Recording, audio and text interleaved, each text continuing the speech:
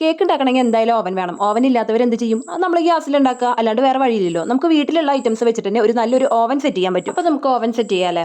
ഞാനിവിടെ ദോശക്കല്ലാണ് വെച്ചിരിക്കുന്നത്.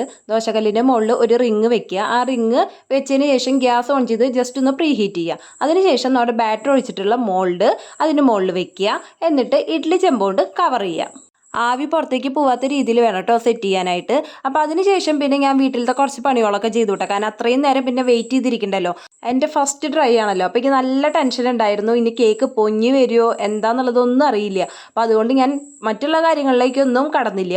ആദ്യം കേക്കിൻ്റെ കാര്യത്തിലൊരു തീരുമാനമാവട്ടെ, എന്നിട്ട് ബാക്കി കാര്യങ്ങളൊക്കെ ചെയ്യുന്നുള്ളൂ. ഗ്യാസിൽ വെച്ചതുകൊണ്ട് ഏകദേശം ഒരു അരമണിക്കൂർ മതി എന്നാണ് വിചാരിച്ചിരുന്നത്. എന്നാലും ഞാനൊരു 10 മിനിറ്റും കൂടി കൂട്ടിയെടുത്തു. എങ്ങനെയാണെന്നുള്ളത് നമുക്ക് അറിയില്ലല്ലോ. അടപ്പ് തുറന്ന് നോക്കിയപ്പോൾ തന്നെ ഞാൻ ഭയങ്കര ഹാപ്പിയായി. എൻ്റെ കേക്ക് പൊന്തി വന്നിട്ടുണ്ട്. അപ്പോൾ പിന്നെ ഒന്നും പറയണ്ടല്ലോ, ഫസ്റ്റത്തെ ട്രൈയിൽ തന്നെ കേക്ക് സെറ്റായി. ഫ്ലോപ്പ് ആവാത്ത 2 കാര്യങ്ങളിൽ ഒരെണ്ണം ഇതാണ് കേട്ടോ.